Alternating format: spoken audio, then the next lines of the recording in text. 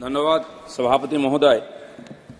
माननीय कानून न्याय मंत्री जी ने जो बिल लाए हैं, मुख्य निर्वाचन आयुक्त और अन्य निर्वाचन आयुक्त नियुक्ति, सेवा, शर्त और पदावधि विधेयक 2023, इस विधेयक का पक्ष में मैं उपस्थित हुआ हूं। ये कोई नया कानून नहीं है। पूर्व से जो नियम और व्यवस्था का आधार पर ये संचालित हो रहा था, चयनित हो रहे थे, उसी को कानूनी जामा पहनाने के लिए हम यहाँ आए हैं। और महामान्य उच्चतम अदालत के निर्देश पर एक काम हो रहा था, उन्हीं के निर्देश पर एक विधेयक भी आई है।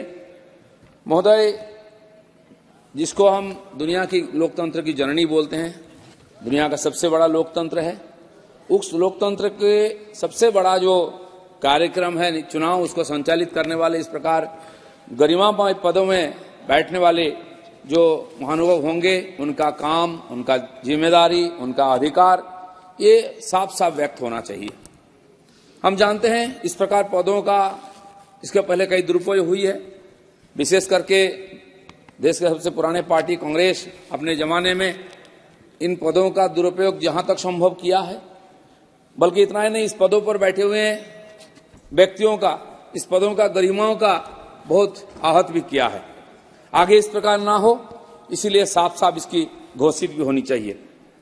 जिस पदों के द्वारा इस देश के राष्ट्रपति का चुनाव, महामहिम राष्ट्रपति, उपराष्ट्रपति से लेकर के लोकसभा सदस्य, राज्यसभा सदस्य, राज्य परिषद से लेकर विधानसभा के सदस्यों का चयनित होते हैं, उस व्यवस्था साफ सुथरा होना चाहिए और कंट्रोवर्सी का ऊपर भी होना चाहिए। और इसीलिए आज ये विधेयक यहाँ लाया गया है। मैं इसको समर्थन करता हूं और बाकी सबको समर्थन करने के लिए भी आग्रह करता हूं। महोदय,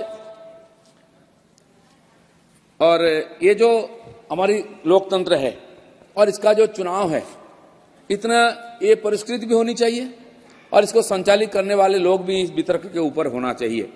हम जानते हैं लगभग 70-80 करोड़ लोग यहाँ चुनाव में भाग लेते हैं और निश्चित समय पर निश्चित रूप से पूरा भी होता है उसका, और फल भी आ जाती है और फिर नया सरकार बनता है। हम जानते हैं अमेरिका भी एक लोकतांत्रिक देश है, वहां चुनाव होता है और 8 दिन तक उसका चुनाव का नतीजा आता रहता है, बाद में वो भी साफ नहीं होती है। एक व्यक्ति मान लेते हैं ठीक है कि उन्होंने जीत गए, इसलिए उसको घोषित किया जाता है। इतना जटिल प्रक्रिया है। लेकिन हमारे देश के जो पूर्वज रहे, जो महानुभाव रहे, उन्होंने इतनी अच्छी व्यवस्था की कि एक अनपढ़ व्यक्ति भी इसमें भाग ले सकता है। उसका मत का भी उतना ही अधिकार है जो राष्ट्रपति जी का मत का समान है। और ये सब एक निश्चित समय पर सुचारू रूप से संचालित होकर के परिष्कृत रूप से समाधान होता है। इसीलिए ये जो आज बिल आया है, ये इस प्रक्रिया को पूरा करने के लिए, निर्विवाद करने के लिए, परिष्कृत करने के लिए बिल लाया गया है। मुझे लगता है इसके आगे भी ये जो चलेगा चुनाव आदि, उसमें इस प्रकार कंट्रोवर्सी नहीं आएगा।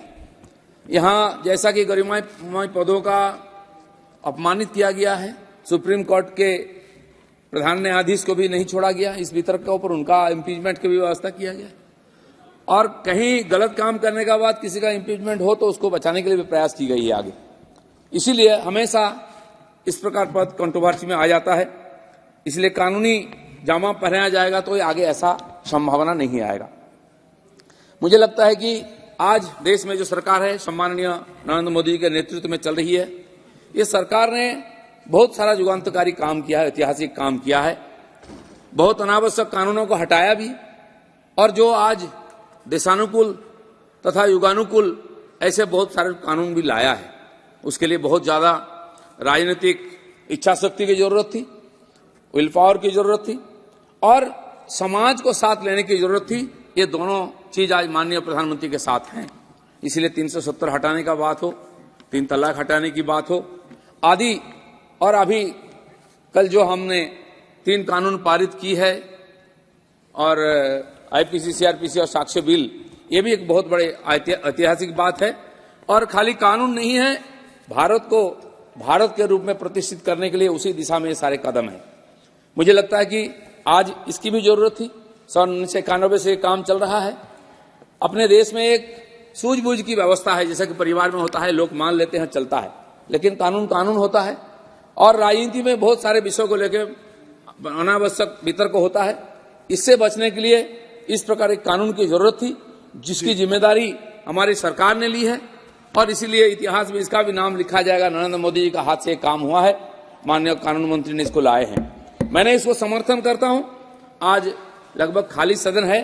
जिन्होंने इस प्रकार काम करने से आज तक रोका है, जिन्होंने इस काम को पूरा नहीं किया है, बल्कि इस मौका का फायदा उठा करके हमारे लोकतंत्र को, हमारी व्यवस्था को कालिमालिप्त किया है, वो आज यहां नहीं है।